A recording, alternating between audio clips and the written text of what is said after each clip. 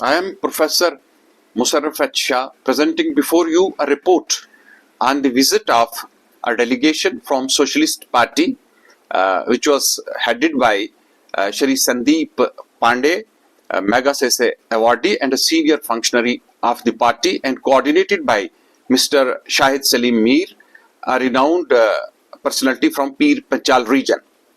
In a significant political development, a high-level delegation of the Socialist Party visited Poonch to express solidarity with the victims of the recent cross-border shelling that has once again brought untold suffering to the people living along the line of control. The team comprises of the delegates from Punjab, Uttar Pradesh, Bangalore, Delhi, Maharashtra, Jammu and Kashmir. The delegation met with the affected families in the worst hit town of Poonch and also the border villages. The leaders took first-hand account of the devastation, interacted with the locals and extended full support. The visit, while deeply humanitarian, also carries political significance, bringing national attention to a region which is often overlooked when the shelling stops. The delegation took serious note of the loss of life in the area and also the loss of infrastructure and property, and they urged both India and Pakistan to maintain peace along the border so that the people do not suffer. The delegation called for dialogue and de-escalation at the diplomatic level to ensure that the civilians no longer are made the scapegoats of geopolitical tensions. We have a report prepared by our cameraman, Mr. Arshad Iqbal Mir. You please watch this report, share and subscribe the channel. वहां तक यहाँ से बाहर निकलोगे नगाली साहब चंडक का ये इलाका आता है, उसमें भी मतलब खाली नहीं कोई रहा, बट ज्यादा अगर कोई ब्रूटल शेलिंग में लफ्ज इस्तेमाल करूं, हम ब्रूटल किलिंग कहते हैं, ये भी किलिंग से कम नहीं था क्योंकि किल तो हो गए। ये जो एक बहुत बड़ी शेलिंग थी वो पुंछ सिटी के अंदर हुई, जिसका नतीजा ये हुआ कि हमारे 13 इनोसेंट लोग शहीद हो गए। मैं उनको अपनी तरफ से भी और पुंछ वासियों की तरफ से भी, मैंने कितने वीवीआईपीज आए उनसे मेरा यही सवाल था कि ये जो लोग शहीद हुए हैं हम इनको शहीद का दर्जा देते हैं, इनका कोई कसूर नहीं था।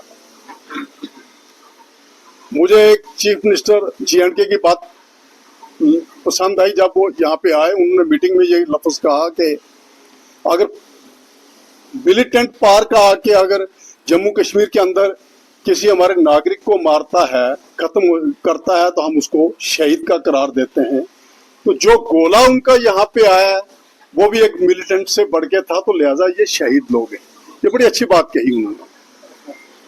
तो अब ये सब जो मंजर हमारी आंखों के सामने बीता, हमने देखा लोगों के घर जो है खत्म हो गए, तकरीबन 35 से ज्यादा लोग जो है वो इंजर्ड हुए, स्टिल अभी भी वो अंडर ट्रीटमेंट हैं डिफरेंट जगह पे, या कोई पुंछ में है, कोई राजौरी या कुछ जम्मू के इलाके में, कुछ दिल्ली या पंजाब में जो ज्यादा हो गए।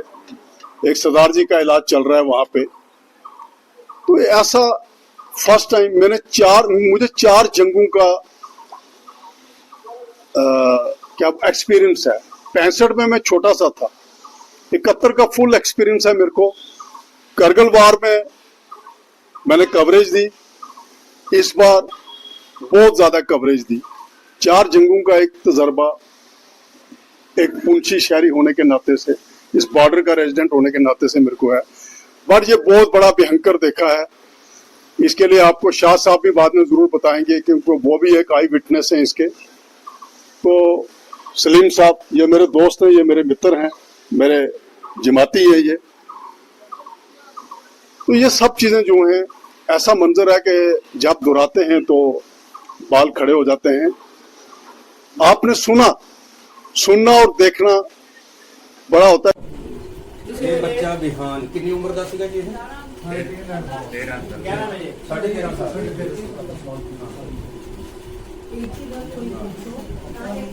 ਵਿਹਾਨ 13.5 ਸਾਲ। ਵਿਹਾਨ बीना ਹਾਂ ਵਿਹਾਨ। ਤੁਹਾਡਾ ਕੀ ਨਾਮ ਹੈਗਾ? ਸੰਜੀਵ ਕੁਮਾਰ।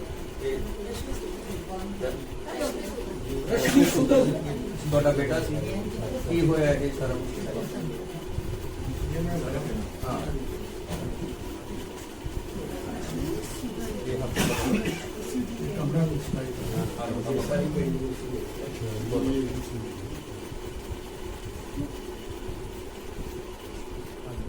बोलो।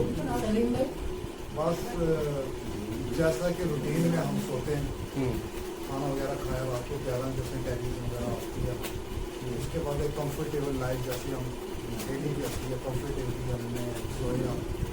रात को तकरीबन 2-2:30 का टाइम तो हमारे नेबर्स ने उन्होंने कॉल की आपको कि आप क्या करो, आप बार वाली फ्रंट लाइट ऑफ कर दो, उनकी लड़ाई शुरू हो गई। तो मैंने लाइट ऑफ की तो बेटा मेरा भी साथ में भी, हाँ जी वो साथ ही हमारे साथ में जाके बोलता पापा क्या होगा? मैंने बेटा कुछ नहीं, थोड़ा ये शायद मुझे लगता है कि मॉर्निंग नहीं निकाला तो ऐसे बता रहा। तो थोड़ी देर के बाद उसने टेलीविज़न लगा दिया, न्यूज़ भी फ्लैश में मेरे व्हाट्सएप पर मैसेज भी आने लगे, ऐसा हुआ वैसा हुआ। तो काफ़ी सेलिंग काफ़ी ज़्यादा थी, सेलिंग काफ़ी ज़्यादा थी, तो उससे वो घबरा गया थोड़ा सा, उसको बहुत शिवरिंग होना शुरू हो गई और वो भी गुजारा, उल्टी भी आना शुरू हो गई। तो हमने फिर मैंने डाइटिंग दी अंदर से, डाइजेशन मैंने समझा हो गई, फिर उसमें कहवा वगैरह बनाया, अजवाइन वगैरह का कहवा बनाया, वो भी धीरे धीरे बार बार बढ़ती गई। तो व्हाट्सएप मैसेज चैटिंग वगैरह करने की वो भी करना शुरू हो गया, यार वहाँ पर ऐसा हुआ वो बोलना शुरू हो गया। ऐसे तकरीबन 4:30-5 का टाइम हो गया, ये सिलसिला चला।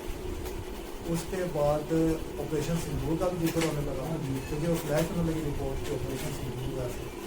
उसमें एक बड़ी अच्छी बात का एक वोटिंग में, जैसे वोटिंग होती है ना, पापा मोदी ने अपना बदला ले लिया, ये उसकी वर्डिंग है, लास्ट वर्डिंग इसकी ये है, मोदी ने अपना बदला ले लिया कि उसको पता था कि ये किस सिलसिला में आपको बनाया, कैसा वो अटैक का वो सारा कुछ करना। उसके बाद बोल रहा पापा मैं सो जाऊँ, मैंने बोला बेटा सो जाओ, यार ये सुबह तक ये हो जाता है, ओके हो जाता है, ऐसा नहीं होता, ये रात को ही होता है, थोड़ा ऐसा नहीं होता है, ये सुबह 4:45 अराउंड टाइम था, वो मेरे पास ही सो गया, मैं उसके पास आया। तकरीबन आधे घंटे के बाद उसको फिर एक ब्लास्ट हुआ, काफ़ी जोरदार ब्लास्ट हुआ, के बाद मैं वापस सडनली वापस अचानक बोलता पापा आपने बोला था सुबह हो जाती है, तो फिर ऐसा नहीं होता। अरे यार कुछ नहीं हो जाएगा, थोड़ी देर बाद आप ये सारा हुआ। तो उसके बाद आज बस ठीक हो गया सारा, ओके।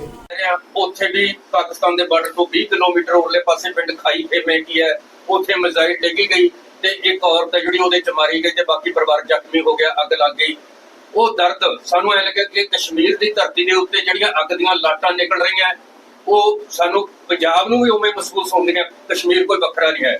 ਤਾਂ ਅਸੀਂ ਪੰਜਾਬ ਦੀ ਧਰਤੀ ਤੋਂ ਡਾਕਟਰ ਸੰਦੀਪ ਪਾਂਡੇ ਦੀ ਅਗਵਾਈ ਦੇ ਹੇਠ ਇੱਥੇ ਜਿਹੜਾ ਤੁਹਾਡੇ ਕੋਲੇ ਪਹੁੰਚੇ ਹਾਂ, ਅਸੀਂ ਚੀਕਾਂ ਮਾਰ ਮਾਰ ਕੇ ਕਹਿੰਦੇ ਅਸੀਂ ਪੂਰੇ ਪੰਜਾਬ ਦੇ ਵਿੱਚ ਜਾ ਕੇ ਹੋਕਾ ਦੇਵਾਂਗੇ, ਚੀਕਾਂ ਮਾਰ ਮਾਰ ਕੇ ਕਹਾਂਗੇ ਕਿ ਪਾਕਿਸਤਾਨ ਦੇ ਆਵਾਮ ਨੂੰ ਵੀ, ਕਸ਼ਮੀਰ ਦੇ ਆਵਾਮ ਨੂੰ, ਪੰਜਾਬ ਦੇ ਆਵਾਮ ਨੂੰ, ਪੂਰੇ ਹਿੰਦੁਸਤਾਨ ਦੇ ਆਵਾਮ ਨੂੰ ਅਸੀਂ ਕਹਾਂਗੇ ਕਿ ਦੋਹਾਂ ਦੇਸ਼ਾਂ ਦੇ ਲੀਡਰਾਂ ਨੂੰ ਇੰਨਾ ਮਜਬੂਰ ਕਰ ਦਿਓ ਕਿ ਇਹਨਾਂ ਦੇ ਕੰਨ ਫੜ ਕੇ ਇੱਥੇ ਅਮਨ ਦੇ ਟੇਬਲ ਤੇ ਲਿਆ ਕੇ ਇਹਨਾਂ ਨੂੰ ਬਿਠਾਓ ਤੇ ਇਹਨਾਂ ਨੂੰ ਕਹੋ ਕਿ ਅਮਨ ਕਰੋ ਤੁਸੀਂ। ਇਹ ਹਿੰਦੁਸਤਾਨ ਸਾਡਾ ਹੈ, ਇੱਥੋਂ ਦੇ ਮਜ਼ਦੂਰਾਂ ਦਾ, ਕਿਸਾਨਾਂ ਦਾ, ਇੱਥੇ ਰਹਿਣ ਵਾਲੇ ਲੋਕਾਂ ਦਾ, ਚਾਹੇ ਹਿੰਦੂ ਹੋਵੇ, ਸਿੱਖ ਹੋਵੇ, ਮੁਸਲਮਾਨ ਹੋਵੇ, ਈਸਾਈ ਹੋਵੇ, ਬੋਧੀ ਜੈਨੀ ਜੋ ਵੀ ਹੈ ਉਹ ਰਵੇ, ਉਹਨਾਂ ਨੂੰ ਮੁਬਾਰਕ, ਉਹਨਾਂ ਦਾ ਮਜ਼ਹਬ। ਲੇਕਿਨ ਇਹ ਅਸੀਂ ਬਾਅਦ ਦੇ ਵਿੱਚ ਪਹਿਲਾਂ ਅਸੀਂ ਹਿੰਦੁਸਤਾਨੀ ਹਾਂ, ਅਸੀਂ ਭਾਰਤੀ ਹਾਂ ਤੇ ਭਾਰਤ ਸਾਡਾ ਹੈ ਤੇ ਅਸੀਂ ਭਾਰਤ ਨੂੰ ਅੱਗ ਨਹੀਂ ਲੱਗਣ ਦਿਆਂਗੇ ਕਿਸੇ ਵੀ ਕੀਮਤ ਦੇ ਉੱਤੇ। ਜਿਹਨੇ ਰਾਜਨੀਤੀ ਕਰਨੀ ਆਪਾਂ ਆਪਣੀ ਬੜੀ ਖੁਸ਼ੀ ਨਾਲ ਕਰੋ, ਪਰ ਅਸੀਂ ਅੱਜ ਪੁੰਛ ਦੀ ਧਰਤੀ ਦੇ ਉੱਤੋਂ ਜਿੱਥੇ ਅਸੀਂ ਤੁਹਾਡੇ ਨਾਲ ਹਮਦਰਦੀ ਕਰਦੇ ਹਾਂ ਕਿ ਇੱਥੋਂ ਦੇ ਇੱਕ ਟੀਚਰ ਨੂੰ, ਜਿਹੜਾ ਕਾਬਿਲ ਟੀਚਰ ਸੀ, ਜਿਹੜਾ ਟੀਚਰ ਹੁੰਦਾ ਇੱਕ ਮੈਂ ਸਮਝਦਾ ਕਿ ਉਹ ਸਕੂਲ ਦੀ ਮਾਂ ਹੁੰਦਾ ਹੈ, ਉਹ ਸਕੂਲ ਦੀ ਮਾਂ ਸੀ, ਉਹ ਸਕੂਲ ਦੀ ਮਾਂ ਮਾਰੀ ਹੈ ਕਿ ਪਾਕਿਸਤਾਨ ਨੇ ਬੰਬ ਸੁੱਟ ਕੇ। ਉਹ ਸਾਨੂੰ ਤਕਲੀਫ ਹੈ ਕਿ ਇੱਕ ਟੀਚਰ ਨਹੀਂ ਮਰਿਆ, ਉਹ ਮਾਂ ਮਰਿਆ, ਬੱਚਿਆਂ ਦੀ ਮਾਂ ਹੁੰਦੀ ਹੈ ਟੀਚਰ। ਤੇ ਉਹਦੇ ਉੱਤੇ ਅਸੀਂ ਜਿੱਥੇ ਪੰਜਾਬ ਵੱਲੋਂ ਔਰ ਜਿਹੜਾ ਸੰਦੀਪ ਪਾਂਡੇ ਜੀ ਇਹਨਾਂ ਦੀ ਅਗਵਾਈ ਹੇਠ ਅਸੀਂ ਤੁਹਾਡੇ ਕੋਲੇ ਪੁੱਜੇ ਹਾਂ, ਅਸੀਂ ਹਮਦਰਦੀ ਕਰਦੇ ਹਾਂ ਔਰ ਅਸੀਂ ਚਾਹੁੰਦੇ ਹਾਂ ਕਿ ਜੰਗ ਕਿਸੇ ਮਸਲੇ ਦਾ ਹੱਲ ਨਹੀਂ। ਅਸੀਂ ਇੱਕ ਵਾਰ ਨਹੀਂ, ਲੱਖ ਵਾਰ, ਕਰੋੜਾਂ ਵਾਰ ਕਹਿੰਦੇ ਕਿ ਵੀ ਜੰਗ ਕਿਸੇ ਮਸਲੇ ਦਾ ਹੱਲ ਨਹੀਂ। ਦੇਸ਼ ਦੇ ਹਾਕਮੋ, ਪਾਕਿਸਤਾਨ ਦੇ ਹਾਕਮੋ, ਸਮੇਂ ਦੀ ਨਬਜ਼ ਪਛਾਣੋ, ਜੇ ਲੋਕ ਜਰਮਨ ਦੀਆਂ ਕੰਧਾਂ ਢਾ ਸਕਦੇ ਨੇ ਤੇ ਪਾਕਿਸਤਾਨ ਦੀ ਕੰਡਿਆਲੀ ਤਾਰ ਵੀ ਪੱਟੀ ਜਾ ਸਕਦੀ ਹੈ, ਦੋਨਾਂ ਮੁਲਕਾਂ ਵਿੱਚ ਕੀਤਾ ਜਾ ਸਕਦਾ ਹੈ। ਅਸੀਂ ਅਮਨ ਚਾਹੁੰਦੇ ਹਾਂ, ਰਹੇ ਮੁਬਾਰਕ ਰਹੇ, ਪਾਕਿਸਤਾਨ ਵੱਖਰਾ ਰਹੇ, ਉਹਦਾ ਵਜੂਦ ਕਾਇਮ ਰਹੇ, ਅਸੀਂ ਚਾਹੁੰਦੇ ਹਾਂ। ਪਰ ਅਸੀਂ ਦੋਹਾਂ ਦੇਸ਼ਾਂ ਦੇ ਜਿਹੜੇ ਲੋਕ ਆ, ਸਾਨੂੰ ਪਤਾ ਹੈ ਕਿ ਹਿੰਦੁਸਤਾਨ ਦੇ ਕਿਸਾਨ ਦਾ ਪਾਕਿਸਤਾਨ ਦੇ ਕਿਸਾਨ ਨਾਲ ਕੋਈ ਝਗੜਾ ਨਹੀਂ, ਹਿੰਦੁਸਤਾਨ ਦੇ ਮਜ਼ਦੂਰ ਦਾ ਪਾਕਿਸਤਾਨ ਦੇ ਮਜ਼ਦੂਰ ਨਾਲ ਕੋਈ ਝਗੜਾ ਨਹੀਂ, ਪਾਕਿਸਤਾਨ ਦੇ ਟੀਚਰਾਂ ਦਾ ਹਿੰਦੁਸਤਾਨ ਦੇ ਟੀਚਰਾਂ ਨਾਲ ਕੋਈ ਝਗੜਾ ਨਹੀਂ ਹੈ। ਬਿਲਕੁਲ ਇਹ ਹਾਕਮਾਂ ਦੀ ਕੋਈ ਮਜਬੂਰੀ ਹੁੰਦੀ ਹੈ ਸ਼ਾਇਦ, ਤੇ ਉਹ ਮਜਬੂਰੀ ਹੈ ਜਿਹੜੀ ਸਾਨੂੰ ਮਹਿੰਗੀ ਪੈਂਦੀ ਹੈ, ਤੇ ਅਸੀਂ ਇਹਨਾਂ ਦੀਆਂ ਤੋਪਾਂ ਦਾ ਖਾਜਾ ਨਹੀਂ ਬਣਾਂਗੇ ਤੇ ਲੋਕਾਂ ਨੂੰ ਖਾਜਾ ਨਹੀਂ ਬਣ ਦਿਆਂਗੇ ਕਿ ਤੁਹਾਡੀਆਂ ਤੋਪਾਂ ਸਾਡੀਆਂ ਧੀਆਂ ਨੂੰ, ਸਾਡੇ ਪੁੱਤਾਂ ਨੂੰ ਖਾ ਜਾਣ। ਇਸ ਗੱਲ ਦੀ ਅਸੀਂ ਪੰਜਾਬ ਦੇ ਲੋਕ, ਹਿੰਦੁਸਤਾਨ ਦੇ ਲੋਕ ਜਿਹੜੇ ਸਾਡੇ ਹਾਕਮਾਂ ਨੂੰ ਅਸੀਂ ਆਗਿਆ ਨਹੀਂ ਦਿਆਂਗੇ। ਆਪਣੀ ਕੂਟਨੀਤੀ ਦੇ ਨਾਲ, ਆਪਣੀ ਬੁੱਧੀ ਦੇ ਨਾਲ ਜਵਾਬ ਦੇਣਾ ਬੜੀ ਖੁਸ਼ੀ ਨਾਲ ਇੱਕ ਦੂਜੇ ਨੂੰ ਦਿਓ। ਪਰ ਜਿਹੜਾ ਹੈਗਾ ਅਸੀਂ ਆਤੰਕਵਾਦ ਦੇ ਅਸੀਂ ਟੋਟਲੀ ਅਗੇਂਸਟ ਸ਼ੁਰੂ ਤੋਂ ਲੈ ਕੇ ਅੱਜ ਤੱਕ ਰਹੇ ਹਾਂ, ਤੇ ਅਸੀਂ ਬਾਰ-ਬਾਰ ਫੇਰ ਬਾਘਾ ਬਾਰਡਰ ਦੇ ਉੱਤੇ ਜਾਵਾਂਗੇ, ਪੰਜਾਬ ਦੀ ਧਰਤੀ ਤੋਂ ਮਾਰਚ ਕਰਦੇ ਹੋਏ ਬਾਰ-ਬਾਰ ਜਾ ਕੇ ਸੁਨੇਹਾ ਦੇਵਾਂਗੇ, क्योंकि पाकिस्तान दे विच साडा भी बहुत कुछ पिया, साडी विरासत उत्थे पई है। कहता हूँ जहाँ तक ये हालिया कशीदगी की बात आपने की, तो पिछले 75 सालों से हम या 78 सालों से हम देखते आ रहे हैं, बल्कि हम इसके आदी से हो गए हैं। बाहर की दुनिया को शायद ये सब कुछ बहुत ज़्यादा डरावना लगा होगा, लेकिन हमारे लिए डरावना ज़रूर था, मगर चूँकि हम हैप्चुअल हो चुके हैं तो इसलिए हमें पता है कि हम जहाँ रहते हैं वहाँ कभी भी क्या हो सकता है, हम उससे बाखबर हैं। और दूसरी बात यह है कि इतने बड़े लेवल पर, इतने बड़े डेपुटेशन का यहाँ आना, LOC पर आना, पुंछ में आना जहाँ कोई नहीं आता। इवन मैं अगर ये बात कहूँ कि ये राजौरी वाले सलीम, जो हमारे शायद सलीम भाई, ये भी पुंछ आने को कम ही प्रेफर करते हैं, क्योंकि कोई ऐसी वजह नहीं बनती पुंछ आने की, इनकी भी पुंछ बिल्कुल लॉस्ट कॉर्नर है। तो बहरहाल जो आपका कश्मीर सॉलिडरिटी मिशन है, मैं समझता हूँ कि ये हमारी हिंदुस्तानियत की एक आवाज़ है, चूँकि हमारे रंग, धर्म, जात, बोली अलग हो सकती है, मगर जहाँ तक हमारी हिंदुस्तानियत का सवाल है तो उस प्लेटफार्म पर हम एक हैं, हम एक जैसे हैं, हम सब बराबर हैं। और मुझे लगता है कि वही दर्द था जो आपको इंडिया के डिफरेंट स्टेट से आपको लेकर यहाँ आया। और ख़ास तौर से आपने जिक्र किया श्रीमान जी का, जो कि जिस अवार्ड का आपने नाम लिया उससे सम्मानित है, वो एक इंटरनेशनल अवार्ड है। ऐसे लोगों का पुंछ में आना, ये हमारे लिए बड़े फख्र की बात है, खुशी की बात, कि अगर हालात खराब होते हैं और अगर कोई जंग की नौबत आ जाती है तो हमें आपस में मिलजुल कर एक दूसरे की मदद करनी है। ये हमारा फैसला था, और हमने अपने तिरंगे के साथ रहना है, अपने मुल्क, अपनी फौज के साथ रहना है। और ये कोई नई बात नहीं थी, ये हमारी परंपरा है, ये हमारी परंपरा है। जब यहाँ बाबरी मस्जिद का मसला हुआ तो उस वक्त फैसला आने से कुछ दिन पहले मेरे वालिद मोहतरम ने यहाँ मीटिंग बुलाई, तमाम धर्मों के लोगों को बुलाया। फैसला क्या आता है हमें खबर नहीं, लेकिन पुंछ के माहौल पर उसका असर नहीं पड़ना चाहिए, हमारे भाईचारे पर उसका असर नहीं पड़ना चाहिए। यहाँ ऐसी सैकड़ों मिसालें मैं आपको दे सकता हूँ कि जब हिंदू ने मुसलमान को खून दिया, मुसलमान ने सिख को खून दिया, सिख ने मुसलमानों को शल्टर दिया। इस तरह की आपको मैं ये मतलब सब जानते हैं, सलीम मलिक सब जानते हैं, कमलजीत सिंह जी जानते हैं, ये सब लोग जानते हैं। मुशर्रफ शाह साहब यहाँ एक बहुत बड़ा काम कर रहे हैं। जब ये सरकारी उस पर थे तब भी इन्होंने, और उसके बाद भी इन्होंने जो काम किया सोसाइटी के लिए, तो मैं समझता हूँ जिस तरह शाहिद सलीम साहब एक सिंगल मैन आर्मी की हैसियत से काम कर रहे हैं राजौरी में बैठकर, तो मैं सैल्यूट करता हूँ आप सबको, आपकी सोच को, आपकी फिक्र को, आपके यहाँ आने को, हमारे साथ दर्द बांटने को।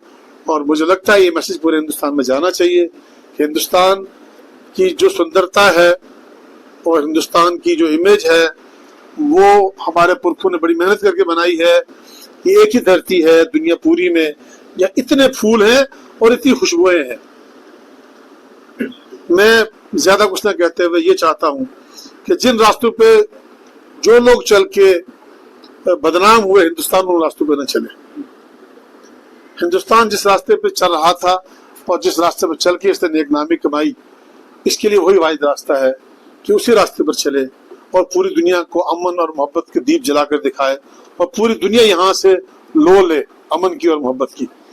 बहुत बहुत इस्तकबाल है। आज हम जो लोग यहाँ पे आए हैं वो 18 लोगों पर मुश्तमिल एक डेलीगेशन आया है हिंदुस्तान के मुख्तलिफ इलाकों से।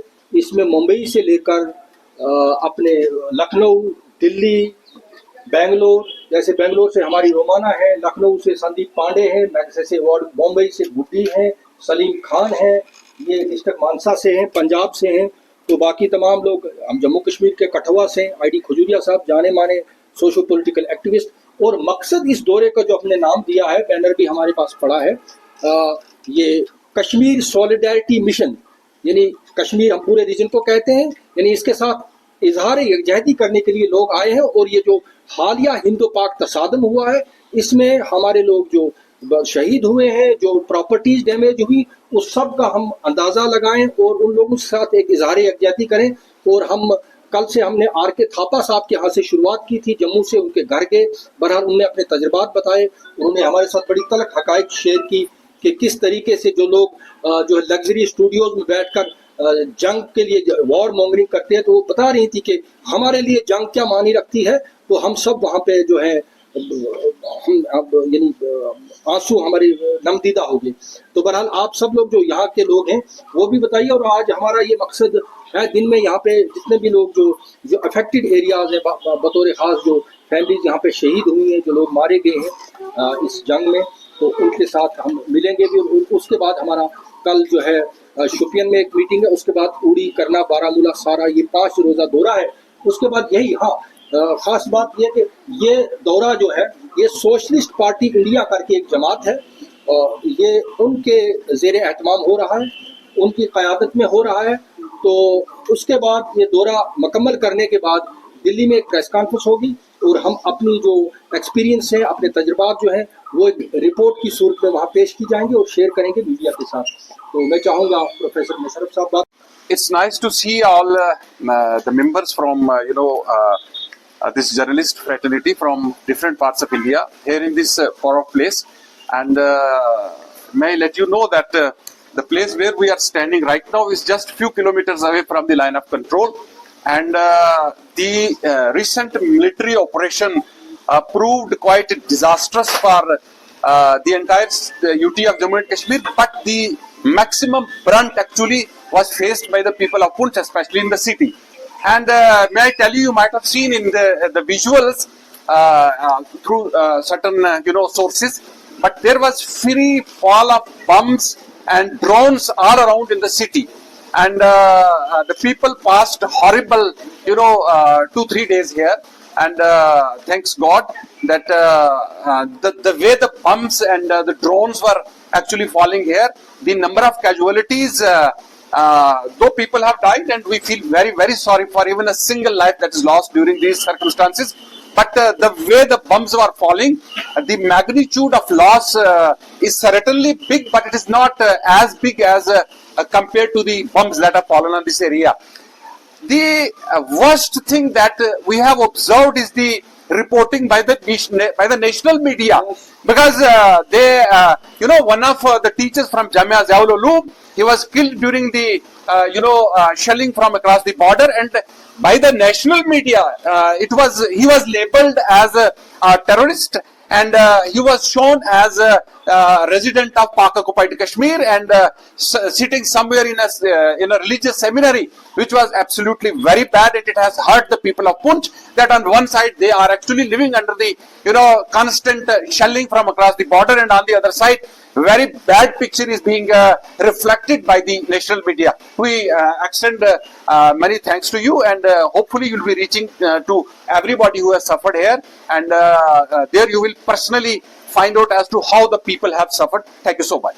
Thank you sir, thank you. हाँ, खुजूरिया साहब इंडिया की तरफ से पुंछ में और इलाकों में जो पिछले दिन ही भारत पाक अनअलानी जंग में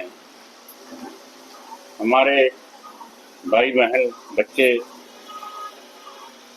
मारे गए, शहीद हो गए, उनके दुख दर्द को बढ़ाने के लिए, दुख साझा करने के लिए हम हिंदुस्तान के वक्त स्टेटों से एक सद्भावना मिशन लेकर आपके पास आए हैं, क्योंकि हमने कल आते समय रास्ते में भी देखा है कि बम्बों से किस तरह घरों की तबाही हुई है, लोग जख्मी हैं, हॉस्पिटलों में भर्ती हैं, इलाज करा रहे हैं, बच्चे हैं। कोई गुरुद्वारे में मत्था टेकने आ रहा था सिख भाई, वो भी इस शेलिंग में शहीद हो गया। सो हमें दुख है कि दोनों देशों का अवाम है जो वो शांति चाहता है, मगर राजनीतिक तौर पर लोग नहीं चाहते कि दोनों देशों में शांति हो। और पंजाब ने बड़ा दर्द पहले देखा है, टेररिज्म पंजाब में रहा है, और पंजाब में बॉर्डर एरिया है, तो हमने बहुत सारा नुकसान लोगों का देखा है। लोग घर छोड़कर चले जाते हैं। अब भी लड़ाई हुई 4 दिन, तो लोगों को अपना घर बार सारा सामान लेकर 100 किलोमीटर पीछे हटना पड़ा। सो हम जंग के विरोधी हैं, जंग किसी मसले का हल नहीं है। सो हम अपने बहनों, भाइयों, बच्चों, सभी धर्मों के लोगों से मिलने और प्रार्थना करने आए हैं कि आगे से ये लोग, ये इलाके शांत रहें, दोनों तरफ से शांति रहें और हम मिलजुल कर इस देश को आगे बढ़ाएं। धन्यवाद। ये जो एक डेलीगेशन आया है जिसमें हिंदुस्तान के कई जगहों से लोग शामिल हैं, तो वैसे तो यहाँ बहुत सी पार्टियों के लोग आ रहे हैं, लेकिन ये एक बहुत दुख की बात है कि ज़्यादातर राजनीतिक पार्टियाँ देश की, वो जो रूलिंग पार्टी है बीजेपी, उसी के साथ हो गई। और इस समय 7 डेलीगेशन पूरी दुनिया में घूम घूम के अलग अलग देश के नेताओं को ये समझाने की कोशिश कर रहे हैं कि पाकिस्तान जो है वो आतंकवाद का संरक्षक है। लेकिन हमारा कहना है ये काम तो मोदी जी 11 साल से कर ही रहे हैं और पूरी दुनिया को समझाने की कोशिश की है उन्होंने। उसके बावजूद अमेरिका जब सीज फायर कराता है तो दोनों मुल्कों को महान देश बताता है, जबकि आपको याद है कि ओसामा बिन लादेन को अमेरिका ने पाकिस्तान नहीं जाके मारा, उसको $1 बिलियन की लोन भी दिलाई उसने IMF से। तो हिंदुस्तान को सोचना पड़ेगा कि उसकी ये रणनीति क्यों असफल हो रही है। अगर सोशलिस्ट पार्टी की सरकार होती इस समय देश में, तो हम सिर्फ एक डेलीगेशन भेजते और वो भेजते पाकिस्तान, या वहाँ से उनको बुलाते, बातचीत करते, कश्मीर के मसले का हल निकालते, और उसी के साथ हमें उम्मीद है कि आतंकवाद की समस्या का भी हल निकल जाता। बहुत बहुत शुक्रिया। हम जो डेलीगेशन की शक्ल में आया, मैं कहीं बाहर से नहीं हूँ, मैं कठुआ का रहने वाला हूँ और पुंछ में मैंने 5 साल नौकरी की है, 74 से लेकर 79 तक, और जोट में भी की है और डिस्ट्रिक्ट हॉस्पिटल कठुआ पुंछ में भी की है। पुंछ और कठुआ में कोई फर्क नहीं है, हम एक ही धरती के हैं और जो पूरी धरती हमारी मिलाकर इंडियन यूनियन के साथ मिली थी 47 में, लेकिन हम 47 से लेकर तड़प रहे हैं, आज से नहीं। आप सुनते होंगे कि कठुआ में तकरीबन बॉर्डर क्रॉसिंग होती है, फिर वो लोई मलार जाती है, फिर पड्डू जाती है, फिर डोडा जाती है, किश्तवाड़ जाती है और गोलियां चलती रहती हैं। और हमें यही अंदेशा रहता है कि आज रात को फिर तलाशी होगी, कल फिर होगी तलाशी, परसों फिर तलाशी होगी।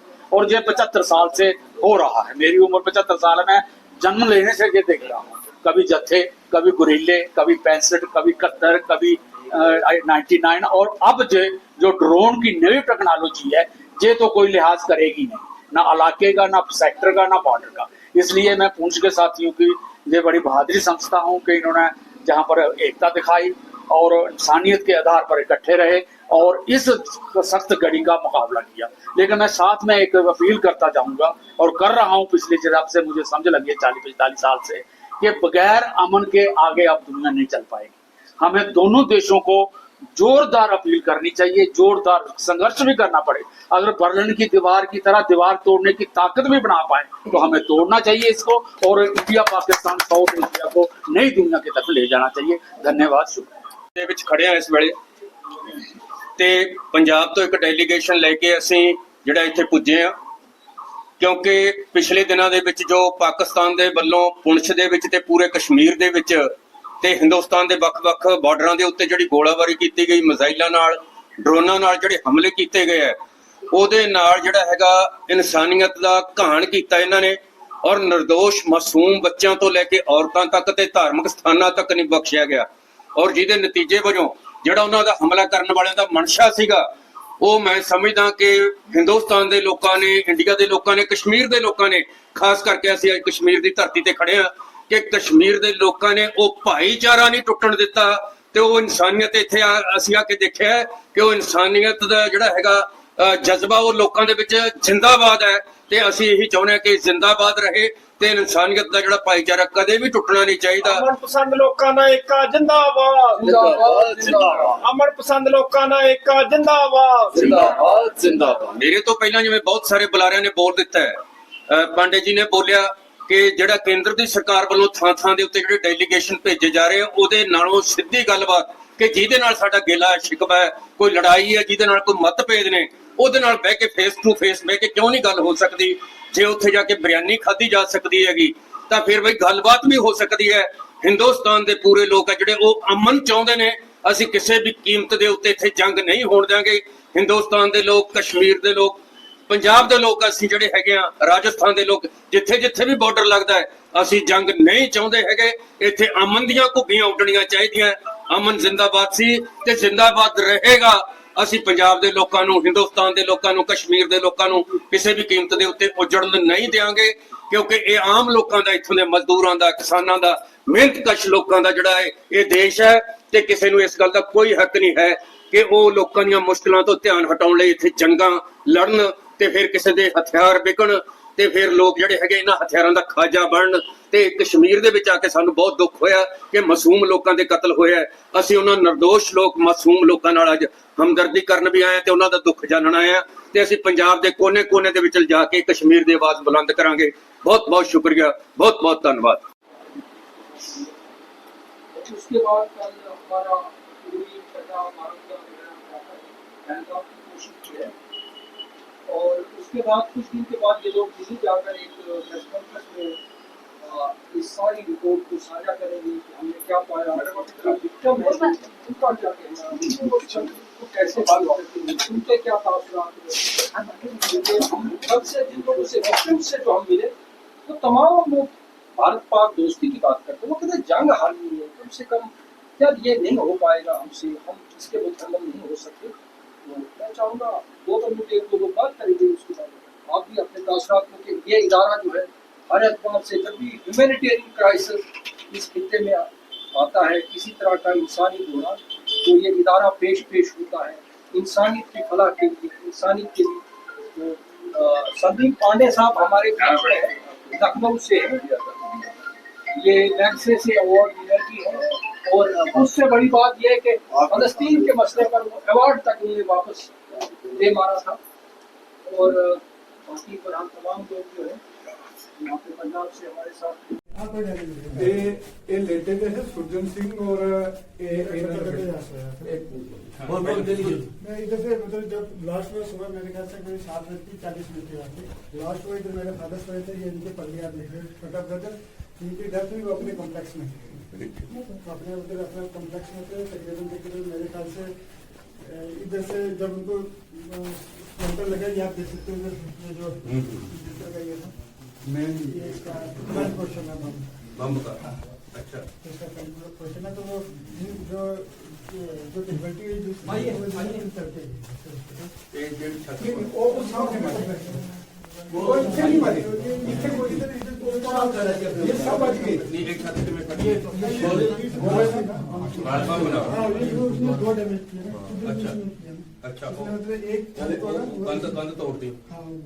कंध तोड़ दी, लेकिन इतने कोई मरिया नहीं। अच्छा, सामने पास स्प्लिंटर गया, सामने पास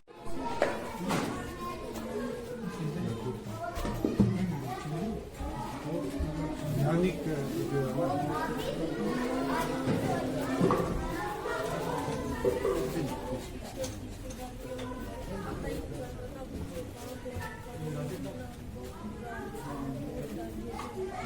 नाम का नाम बताओ। मोहम्मद अकरम।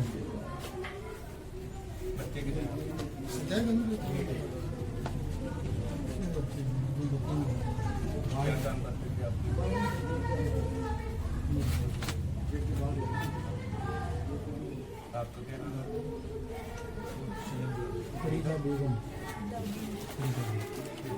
मोहम्मद अकरम।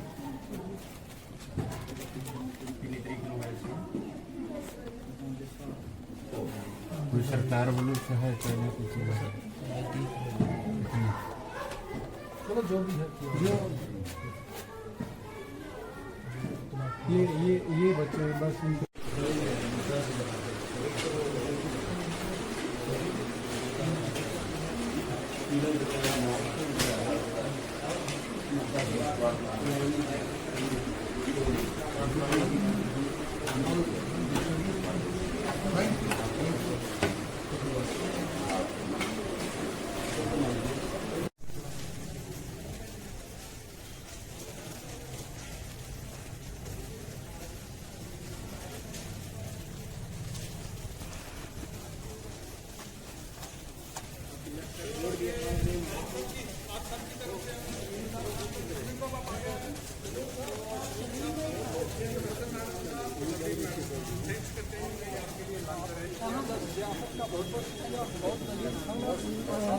नवाजी का बहुत बहुत शुक्रिया।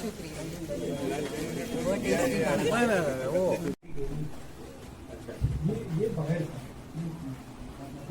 बेटी बेटी बयान करो उर्दू का वाक़ा सर गल है मतलब कि 6 तरीक शाम ਨੂੰ ਤੇ ਇਹ ਜਿਹੜਾ ਬ੍ਰਦਰ ਮੇਰਾ ਤੇ ਅਸੀਂ ਦੋਨੋਂ ਮਤਲਬ ਇੱਥੇ ਬੈਠੇ ਹੋਏ ਸਾਂ ਤੇ ਰਾਤ ਨੂੰ ਤਕਰੀਬਨ 1:30 ਵਜੇ ਜਿਹੜੀ ਉਹ ਸੈਲਿੰਗ ਸ਼ੁਰੂ ਹੋ ਗਈ ਸੀ ਤੇ ਮੇਰਾ ਬ੍ਰਦਰ ਸੋਇਆ ਸੀ ਤੇ ਮੇਰੀ ਮੰਮੀ ਉੱਪਰ ਸੁੱਤੇ ਹੋਏ ਸਨ ਤੇ ਮੰਮੀ ਨੂੰ ਪਤਾ ਚੱਲਿਆ ਅਸੀਂ ਸੁੱਤੇ ਸਾਨੂੰ ਵੀ ਪਤਾ ਨਹੀਂ ਸੀ ਕਿ ਬ੍ਰਦਰ ਨੂੰ ਦਿਲੇ ਜ਼ੋਰ ਦੀ ਕਿਧਰੇ ਆਵਾਜ਼ ਆਈ ਤੇ ਉਹ ਮਤਲਬ ਨੀਂਦ ਚੁੱਕੀ ਤੇ ਉਹ ਸਿੱਧਾ ਉੱਪਰ ਚਲਾ ਗਿਆ ਤੇ ਉਸਦੇ ਮਤਲਬ ਜਦੋਂ ਉਹ ਛੱਤ ਤੇ ਗਿਆ ਤੇ ਮੇਰੀ ਨੀਂਦ ਖੁੱਲ ਗਈ ਤੇ ਅਸੀਂ ਉੱਪਰ ਚੜ੍ਹ ਕੇ ਉਹ ਦੇਖਦੇ ਹਾਂ ਕਿ ਮਤਲਬ ਸੈਲਿੰਗ ਹੋ ਰਹੀ ਹੈ। ਪਹਿਲੇ ਸਾਡੀ ਤਰਫੋਂ ਜਾ ਰਹੀ ਸੀ ਸਾਡੀ ਇੰਡੀਆ ਗੌਰਮੈਂਟ ਦੀ ਤਰਫੋਂ ਜਾ ਰਹੀ ਸੀ ਸੈਲਿੰਗ ਤੇ ਦੂਜੇ ਕਮਰੇ ਤੇ ਇੱਥੋਂ ਕੁਝ ਫੈਮਲੀਆਂ ਜਾ ਰਹੀਆਂ ਸਨ ਤੇ ਉਸ ਟਾਈਮ ਸੈਲਿੰਗ ਹੋ ਰਹੀ ਸੀ ਤੇ ਉਹਦੇ ਨਾਲ ਤਿੰਨ ਬੱਚੇ ਹੱਥੇ ਹੀ ਕੁੱਦਿਆ ਤੇ ਪਿੱਛੇ ਬਾਹਰ ਹੋ ਗਏ ਤੇ ਉਹ ਮਤਲਬ ਉੱਥੇ ਗੱਲਾਂ ਕਰਦਾ ਚਲਾ ਗਿਆ। ਇੱਥੇ 4-5 ਉਸ ਟਾਈਮ ਬੰਦੇ ਖੜੇ ਸਨ ਤੇ ਉਹਨਾਂ ਨੇ ਕੋਲ ਬਣਾ ਹਾਲ ਚਾਲ ਪੁੱਛਣ ਵਾਸਤੇ ਗਿਆ ਬਈ ਇਹ ਸੈਲਿੰਗ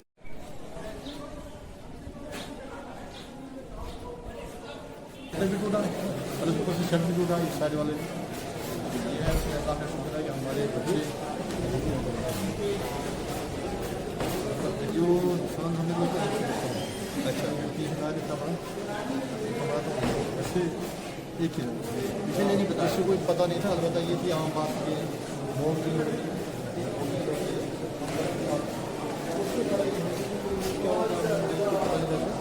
उसी में लेकिन जब हम बैठे थे हमें ऐसे कोई और सा था कि क्या होगा लाइट बंद करनी है बाहर निकल सकती है तो हमने बच्चों ने कागज के बैठे ऊपर इसका था।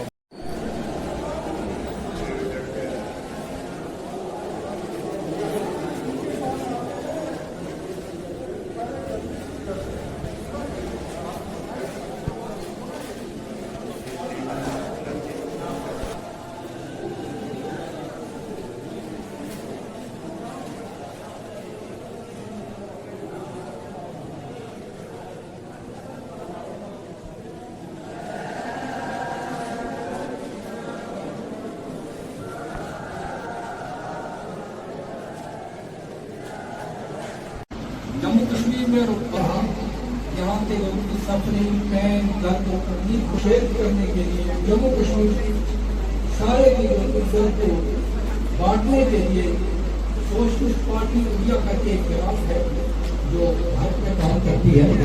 तो उन्होंने हम सब लोगों ने मिलकर कश्मीर सॉलिडारिटी मिशन के नाम से एक डेलीगेशन कश्मीर दिया।